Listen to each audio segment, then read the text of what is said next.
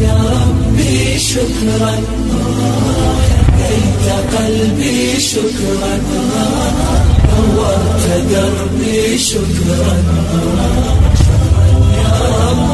أنا بصلاتي أسلم وبالسعادة أنعم أفخر بأني مسلم شكرا يا رب شكرا يا ربي شكرا هديت قلبي شكرا نورت دربي شكرا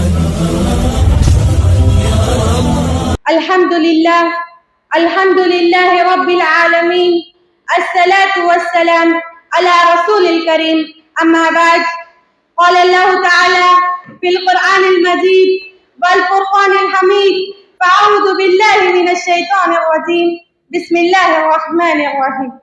آج کے اس محفل میں میری تقریر کا عنوان ہے زمین کا سب سے بڑا فتنہ. قال النبی صلی اللہ علیہ وسلم ألا إنه أعور فإن ربكم ليس بأعور وإن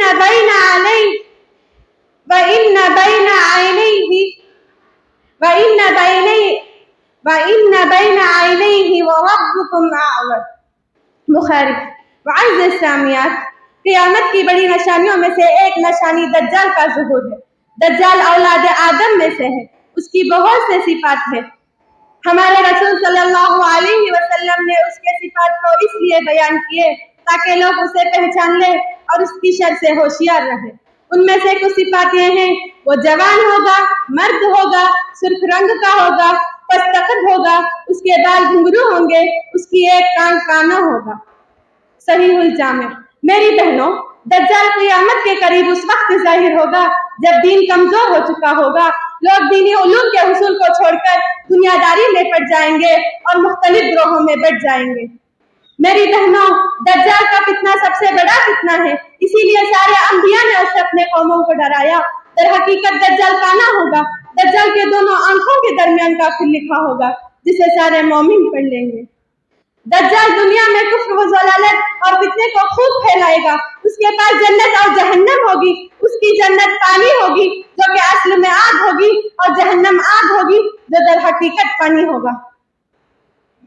دوسرے حدیث میں آتا ہے کہ اس کے پاس پانی اور آگ ہوگی. جسے وہ جنت کہتا ہے وہ جہنم ہوگی، اور جسے وہ جہنم کہتا ہے وہ جنت ہوگی. رواہ مسلم. دجال خراسان شہر سے نکلے گا اور وہ زمین میں 40 دن تک رہے گا. اس کا ایک دن 1 سال کے برابر، اور ایک دن 1 مہینے کے برابر، اور ایک دن 1 ہفتے کے برابر ہوگا، اور بقیہ ایام عام دنوں کی طرح ہوں گے. رواہ مسلم. دجال ایک قوم کے پاس جائے گا اور اس کو اپنے اوپر ایمان لانے کی دعوت دے گا تو وہ لوگ اس پر ایمان لے آئیں گے اور اس کی بات مان لیں گے. پھر وہ آسمان کو حکم دے گا تو بارش برسنے لگے گی، زمین کو حکم دے گا تو نباتات اگنے لگیں گے. شام کے وقت جب پھر دوسری قوم کی طرف جائے گا اور انہیں اس پر ایمان لانے کی دعوت دے گا، لیکن وہ لوگ اس کی دعوت کا انکار کر دیں گے. چنانچہ دجال وہاں سے چلا جائے گا اور ان پر قحط سالی مسلط ہو جائے گی، اور ان کے مالوں میں سے کچھ بھی باقی نہ رہے گا. دجال ایک ویران جگہ پر جا کر کہے گا: اے زمین، اپنے اندر کے خزانے کو نکال، تو وہ سارا مال جمع کر دے گی. جس طرح شہد کی مکھیاں بڑی مکھیوں کے گرد ہجوم کرتی ہیں. معزز سامعین و سامعات، اللہ تعالیٰ نے لوگوں کی آزمائش کے لیے دجال کو بعض کاموں کی قدرت دے گا. دجال ایک نوجوان کو بلا کر تلوار سے اس کے 2 ٹکڑے کرے گا، پھر اسی نوجوان کو بلائے گا تو وہ مسکراتا ہوا اس کے پاس چلا جائے گا. اسی دوران اللہ تعالیٰ نے عیسیٰ بن مریم علیہ السلام کو مبعوث کرے گا. احادیث میں مذکور ہے کہ عیسیٰ علیہ السلام آسمان سے مشرقی دمشق کی مسجد کے مینارے پر اتریں گے. آپ اپنے دونوں ہاتھ فرشتوں کے کندھوں پر رکھے ہوئے نازل ہوں گے. آپ کی بالوں سے پانی کے قطرے ٹپک رہے ہوں گے. آپ دجال کی تلاش میں نکلیں گے. آپ دجال کو جہاں پائیں گے وہیں قتل کر دیں گے. معزز سامعین و سامعات، ہمارے نبی صلی اللہ علیہ وسلم نے بھی دجال کے فتنے سے بچنے کے لیے اللہ سے دعائیں مانگے ہیں. جیسے اماں عائشہ رضی اللہ عنہ فرماتی ہے کہ رسول اللہ صلی اللہ علیہ وسلم نماز میں درود شریف کے بعد یہ دعا مانگا کرتے تھے: اللہم انی اعوذ بک من عذاب القبر वअऊज़ु बिका मिन फितनतिल मसीहिद दज्जाल। इसी तरह हमारे नबी ने दज्जाल के फितने से बचने की एक और तरकीब बताई। नबी करीम सल्लल्लाहु अलैहि वसल्लम फरमाते हैं कि जिसने सूरह कहफ की पहली 10 आयतें याद कर ले तो फितने दज्जाल से बचा लिया जाएगा। लिहाजा हम तमाम को चाहिए कि हम उन अमाल को अपनाएं जिनके करने से फितनों से बचा जा सकते हैं।